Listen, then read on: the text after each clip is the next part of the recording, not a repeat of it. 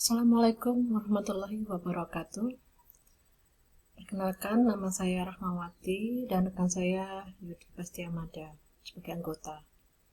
Untuk topik penelitian saya yaitu tentang diversifikasi dan hilirisasi produk tanaman lokal yaitu jagung. Nah, tema penelitian saya itu tentang bagaimana mengembangkan diversifikasi pangan pasca panen dan bagaimana mengkonsumsinya untuk produk turunan jagung Madura. Di sini kami melihat bahwa untuk jagung itu terutama di Madura sangat besar daripada tanaman padi. Dan juga kita melihat jagung bernilai ekonomis. Sehingga perlu untuk pengembangan ke depannya yaitu ke arah pengolahannya. Konsumsi jagung menurut data nasional tahun 2015 yaitu sekitar 5,34 juta ton yang terdiri dari rumah tangga 46 juta ton dan industri sebesar 4,8 juta ton. Nah, berdasarkan survei pendahuluan pada tahun 2021, biji jagung di Madura belum banyak dilakukan pengolahan menjadi aneka macam produk turunan, yaitu yang bernilai ekonomis yang tinggi. Sebagai ilustrasi, yaitu rata-rata harga biji jagung pada tahun 2020 di Kabupaten Bangkalan sebesar 3.200 per kilonya. Dan jika dilakukan aktivitas pengolahan menjadi pakan ternak, harganya berlipat 4 kali lipat dari harga biji jagung kering sebelum dilakukan pengolahan.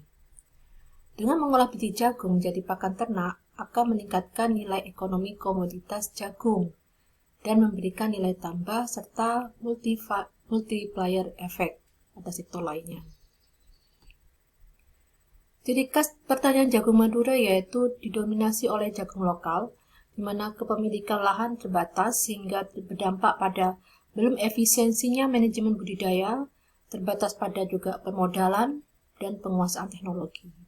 Di samping itu, secara nasional usaha tani jagung hadapi permasalahan tidak adanya jaminan pasar yang menyebabkan lemahnya insentif harga yang diterima petani akibat dari posisi tawar atau bergening.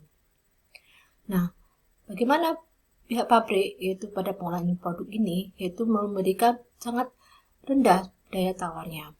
Persaingan harga dan kualitas produk dengan biji jagung dari luar negeri juga merupakan permasalahan ya.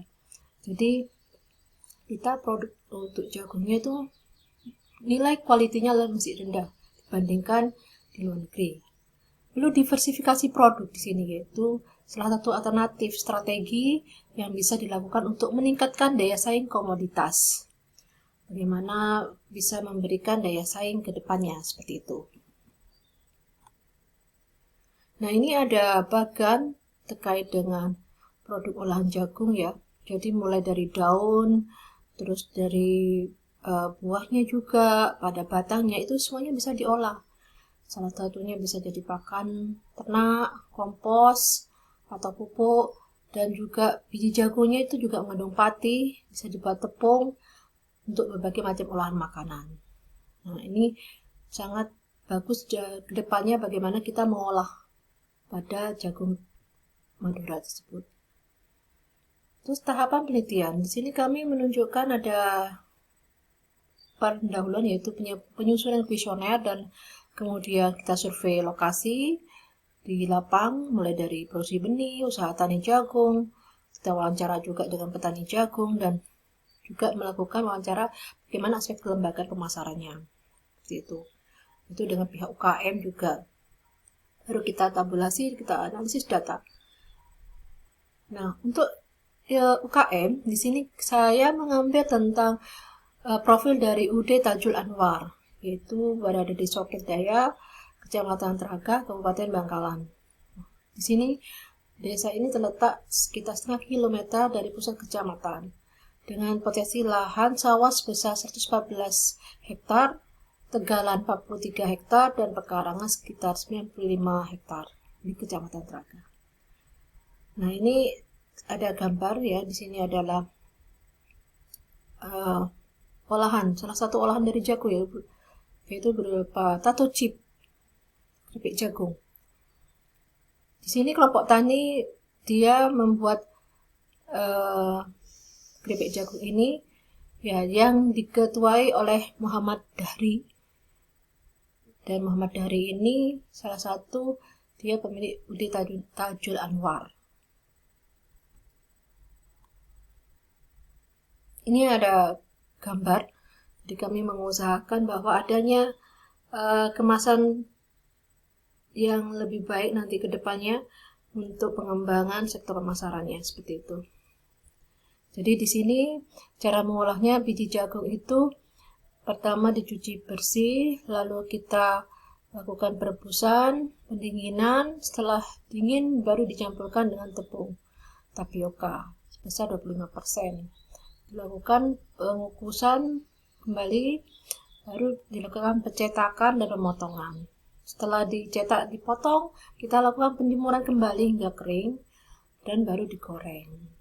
Setelah digoreng kita kasih varian rasa ya, kesana bisa itu balado atau keju yang memang disukai konsumen saat ini. Baru terakhir ke arah pengemasan dan pelabelan. Ini bentuknya standing pot ya. Terus di sini juga ada analisis biaya ya, analisis biaya variabel untuk usaha keripik jagung tato chip ini. Dia 130 kg ya, harganya 910.000, dimana per kilonya itu 7.000. Juga ada bawang putih, tapioka, garam sebagai bumbu penyedap. Terus ada juga stiker ya, dimana stiker kita perlu sebanyak 130 buah. Terus harga satuannya 250 rupiah, jadi total 325 rupiah. Untuk biaya produksi per bulan 3.800.900 rupiah. Jadi total produksi rata-rata sebesar 100 kg per bulan. Produk keripik jagung tato chip ini dikemas menggunakan plastik standing pouch yang berat bersihnya 100 gram per bungkus. Jadi bahan baku utama 1 kg telah dilakukan pencampuran.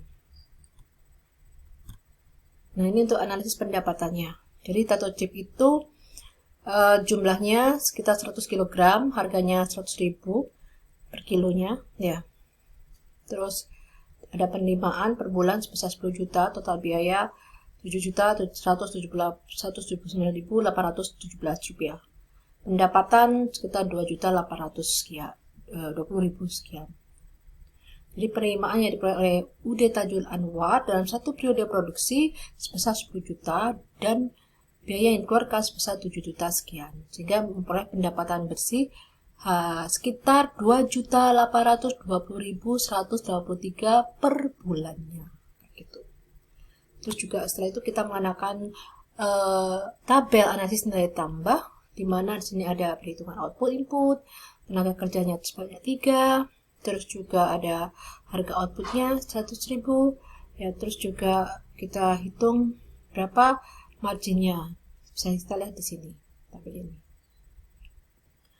Nah, ini beberapa yang kita lakukan selain perhitungan finansial, juga analisisnya tambah, dan juga kita melakukan analisis SWOT ya, jadi terhadap UD Tajul ini. Maka kami menyimpulkan bahwa secara finansial usaha keripik jagung itu layak untuk dilaksanakan, mana nilai tambah untuk pengolahan keripik jagung sebesar 45.000 ya per kilonya, dengan rasio nilai tambah sekitar 59,4%.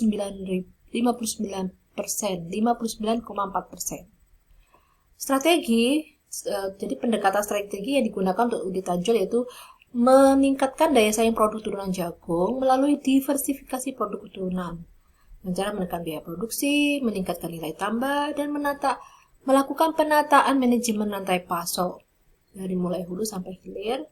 Adanya penguatan kelembagaan agribisnis berbasis jagung, seperti itu. Saya lengkapi juga beberapa review jurnal untuk mendukung dari penelitian ini. Ini ada sekilas gambar terkait dengan tato chip ya di UD Tajul. Kebetulan ini respon dari ibu-ibu PKK Bangkalan sangat bagus. Dia sangat antusias untuk memasarkan produk ini dan menerima produk ini dengan welcome. Nah, ini beberapa produk turunan dari jagung. Ya, ini kami juga di sini akan menunjukkan poster yang sudah kami buat dengan anggota kami. Jadi ini untuk posternya. Bisa dilihat bahwa tujuan kami di sini ada 3, yaitu tentang bagaimana menganalisis kelayakan produk turunan jagung, terus mengetahui nilai tambah, serta bagaimana menyusun strategi untuk meningkatkan daya saing produk. Nah, seperti ini. Jadi ini ada juga kesimpulan yang tadi sudah kami bacakan. Jadi kalau kita lihat di sini memang bahwa UD Tajul ini sangat prospek kedepannya untuk pengembangan yang lebih lanjut. Harapannya nanti bisa kerjasama ya untuk ke arah kedepannya, yaitu apa? Bagaimana membuat sistem pemasarannya itu tidak hanya di sekitar ini, tapi bentuknya ke arah digitalisasi. Itu. Baik, itu dari kami. Terima kasih. Assalamualaikum warahmatullahi wabarakatuh.